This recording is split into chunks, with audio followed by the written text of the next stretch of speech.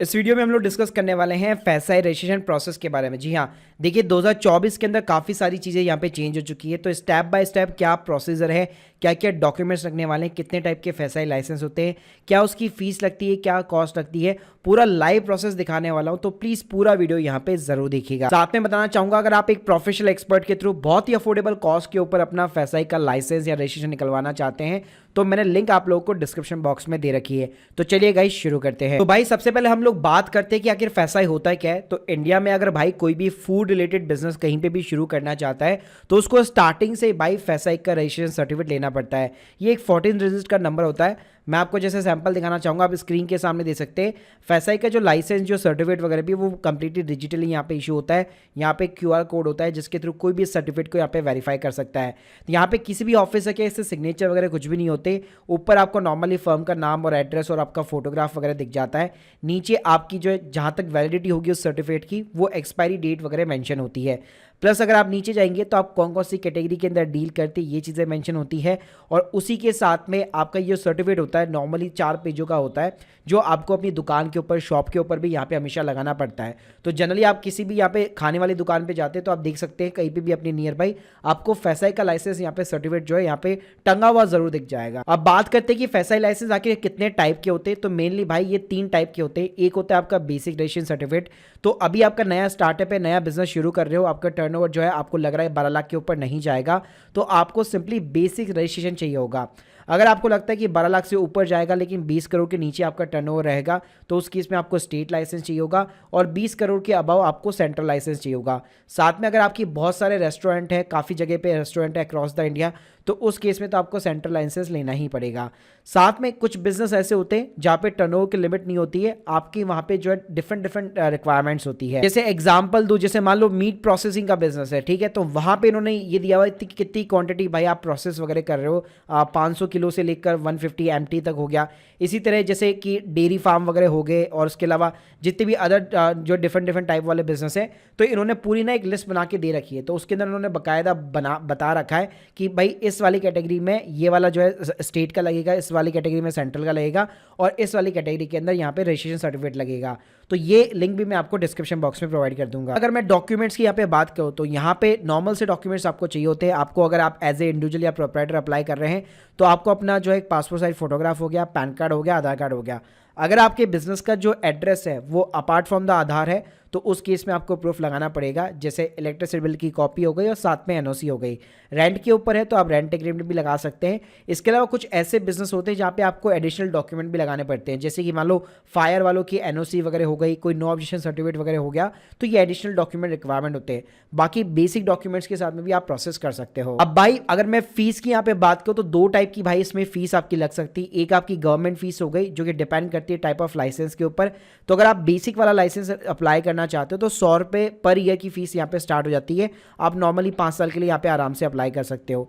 Second fees आपकी professional fees होती है। अगर आपने किसी को हायर किया है, किसी प्रोफेशनल एक्सपर्ट को हायर किया है, वो आपके बिहाफ पे अप्लाई कर रहा है, तो मार्केट में एवरेज 2 से 3 हज़ार रुपए की आपकी कॉस्ट लगती है 5 साल के लाइसेंस के लिए। तो भाई प्रोसेस बड़ा ही सिंपल रहने वाला है। पहले हम लोग जो है फैसाई की ऑफिशियल वेबसाइट है उसके थ्रू अप्लाई करेंगे, फीस को पेमेंट करेंगे। उसके बाद में ऑफिसर उस एप्लीकेशन को या तो अप्रूव करेगा या फिर आपको एक रिवर्ट भेज देगा क्लैरिफिकेशन के लिए, और लास्ट में जाके आपका ऑनलाइन सर्टिफिकेट जो यहाँ पे जनरेट होता है। तो बात करते हैं कि यहाँ पे यार साइन अप वगैरह कैसे करना है। तो स्टार्टिंग में आपको साइन अप नहीं करना, सबसे पहले आपकी एप्लीकेशन ही यहाँ पे फिलअप होती है, यानी बिना लॉगिन किए आपकी एप्लीकेशन यहाँ पे फिलअप होती है।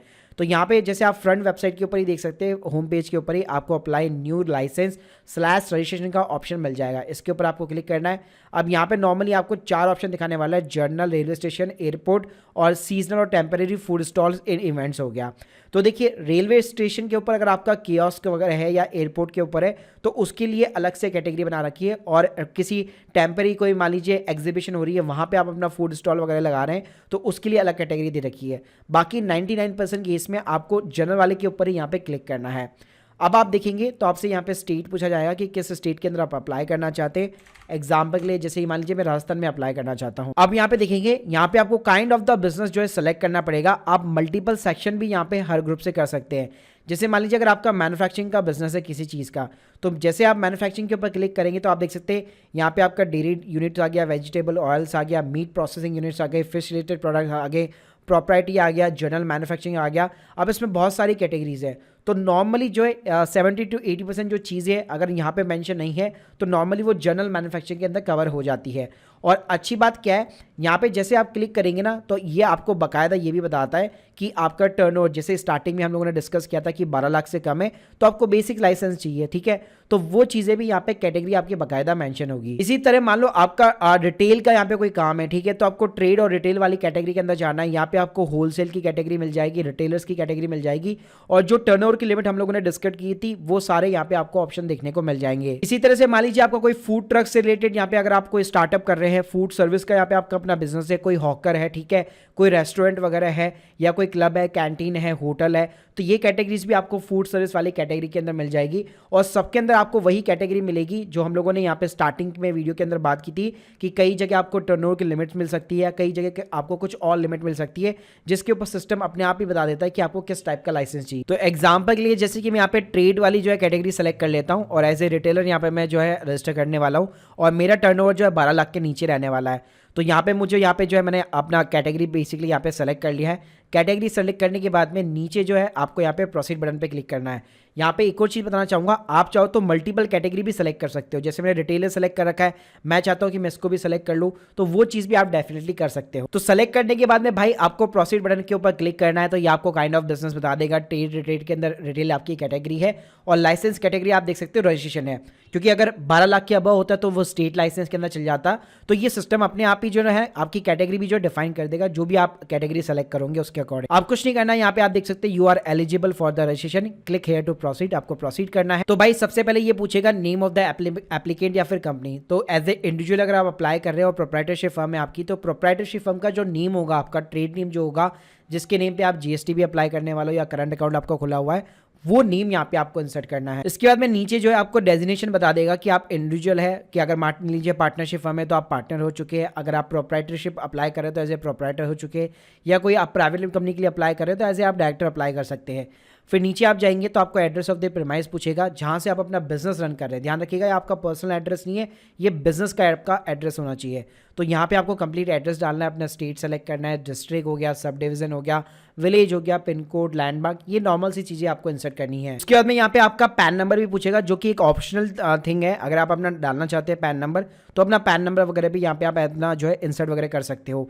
नीचे अगर आप देखेंगे तो यहाँ पे पूछेगा कॉरेस्पॉन्डिंग एड्रेस, तो जो प्रीमाइस का एड्रेस अगर वो सेम है तो यहाँ पे आप यस कर सकते हैं, तो ऊपर से अपने आप ही कॉपी पेस्ट हो जाएगा। इसके बाद में भाई ये आपसे आपकी कॉन्टैक्ट डिटेल्स पूछने वाला है, जिसके अंदर आपको अपना मोबाइल नंबर, ईमेल आईडी और जो भी कॉन्टैक्ट पर्सन का नेम है वो आपको यहाँ पे इंसर्ट करना है। इसके बाद में भाई ये पूछने वाला है कि कितने सालों के लिए अप्लाई करना चाहता है। तो जैसे बताया था 1 साल की फीस 100 रुपये से भाई शुरू हो जाती है, और यहाँ पे आप 5 सालों के लिए इजीली अप्लाई कर सकते हैं। तो जैसे मैंने 5 ईयर्स जो है चूज कर लिया। उसके बाद में नीचे जो है आपसे कैटेगरी पूछने वाला है कि किस कैटेगरी के फूड प्रोडक्ट्स वगैरह आप यहाँ पे बेचने वाले हैं। तो यहाँ पे आप देख सकते हैं आपको मल्टीपल टाइप की यहाँ पे कैटेगरीज मिल जाती है। जैसे मान लो अगर आप बेकरी से रिलेटेड प्रोडक्ट बेचने वाले तो आपको ये बेकरी प्रोडक्ट वाला ऑप्शन मिल जाता है, इसको आप ऐड करा सकते हैं। ऐसे यहाँ पे आप मल्टीपल कैटेगरीज को ऐड करा सकते हैं, तो जिस भी कैटेगरी के अंदर आप फॉल करते हैं उस कैटेगरी को आप यहाँ पे सेलेक्ट कर सकते हैं। उसके बाद में नीचे यहाँ पे फूड सेफ्टी मित्रा का डिटेल्स आपको डालना है। तो ये बेसिकली आपके ऊपर एप्लीकेबल नहीं होगा, क्योंकि आप खुद ही अप्लाई कर रहे हैं, तो इसको आप स्किप वगैरह कर सकते हैं।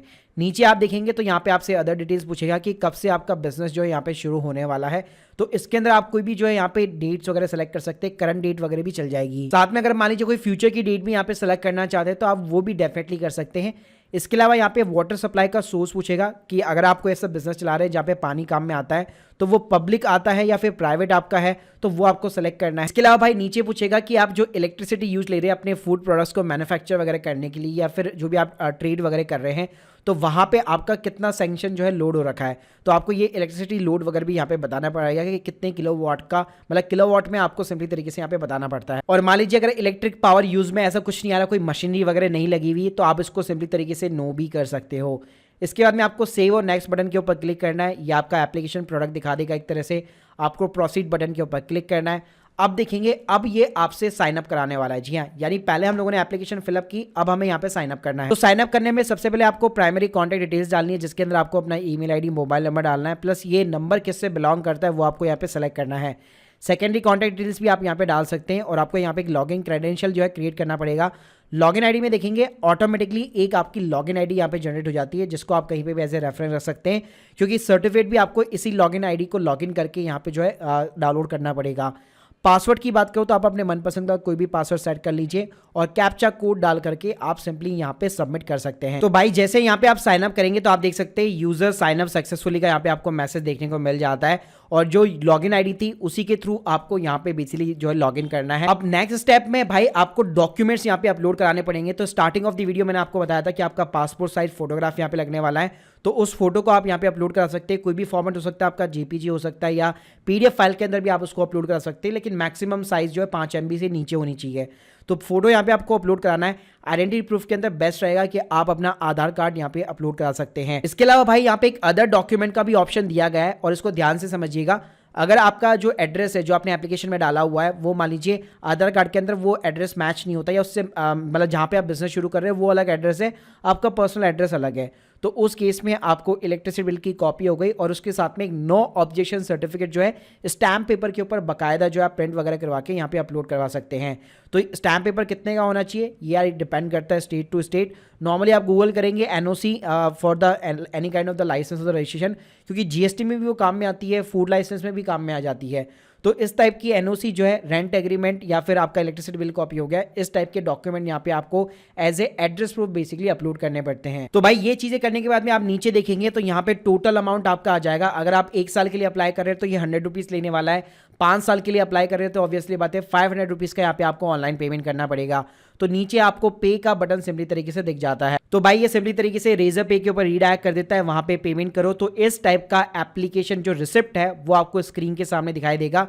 इसको आप प्रिंट भी करा सकते हो या एज ए PDF भी सेव कर सकते हो। अब भाई यहाँ पे अप्लाई करने के बाद में आपको एक ट्रैकिंग रेफरेंस नंबर मिलता है जो PDF में ही मेंशन होता है। तो यहाँ पे कभी भी यहाँ पे जो आप अपनी एप्लीकेशन को ट्रैक कर सकते हो, अपना एप्लीकेशन नंबर डालो, कैप्चा कोड डालो, उससे आपका यहाँ पे जो है आपको ट्रैक हो जाएगा जो भी एप्लीकेशन होगा। तो यहाँ पे आप देख सकते हो आपको इस टाइप का स्टेटस दिखा देगा कि स्टेज ऑफ द एप्लीकेशन, अगर इनिशियली आपने फाइल की है तो यहाँ पे इनिशियल जो है फर्स्ट दिखा देगा कि आपकी एप्लीकेशन जस्ट यहाँ पे फाइल हुई है। अगर आपका सर्टिफिकेट यहाँ पे इशू हो चुका है तो रजिस्ट्रेशन सर्टिफिकेट इशूड, इस टाइप का आपको स्टेटस दिखाने वाला है। और इसके अलावा भाई बाकायदा जो है आपकी ईमेल आईडी के ऊपर भी जो है आपको इस टाइप का अलर्ट देखने को मिल जाता है, फैसा रजिस्ट्रेशन सर्टिफिकेट जनरेटेड। तो यहाँ पे आपको PDF फाइल देखने को मिल जाती है जिसको आप डाउनलोड कर सकते हो, उसमें आपका प्रॉपर सर्टिफिकेट होता है। और यहाँ सर्टिफिकेट में ऑलरेडी बता चुका हूँ कि यहाँ पे आपका सिंपली QR कोड मेंशन होता है, आपका फोटो हो गया, आपका एड्रेस हो गया, फर्म का नाम हो गया और उसके साथ में वैलिडिटी हो गई। तो इसको प्रिंट आउट निकाल के आप अपने जो यहाँ पे शॉप वगैरह के ऊपर लगा सकते हो। इसके अलावा गाइस कुछ लोगों के यहाँ पे सवाल हो सकते हैं कि जब हम एप्लीकेशन अप्लाई करते हैं तो क्या फिजिकल वेरिफिकेशन भी होती है ऑफिसर के थ्रू। तो देखिए जनरली बेसिक लाइसेंस के अंदर फिजिकल वेरिफिकेशन नहीं होती, आपका वैसे ही यहाँ पे विदाउट जो है वेरिफिकेशन यहाँ पे इशू हो जाता है। मतलब ऑनलाइन वेरिफिकेशन जरूर होती है डॉक्यूमेंट्स वगैरह की, लेकिन फिजिकल ऐसा नहीं कि आपकी दुकान के ऊपर आएंगे। लेकिन हाँ ये देखिए ऑफिसर की चॉइस है, कई केसेस में वो दुकान के ऊपर भी आते हैं। इसके अलावा अगर मैं टाइमलाइन की बात करूँ अप्रूवल की, तो यहाँ पे कोई फिक्स डेडलाइन नहीं है, 7 से 15 दिन का एवरेज टाइम लगता है। और ये सर्टिफिकेट को आपको रिन्यू भी कराना पड़ता है, जब भी एक्सपायर होने वाला होता है उससे पहले ही आपको इसको यहाँ पे रिन्यू वगैरह जो है कराना पड़ता है। So guys hope you like this video, please subscribe channel. अगर आप लोग की कोई भी डाउट्स है कमेंट बॉक्स के अंदर बता सकते हैं। प्लस अगर आप एक प्रोफेशनल हेल्प लेना चाहते हैं अपने सर्टिफिकेट के लिए तो definitely contact us, link in the description box. Thank you guys, thank you very much.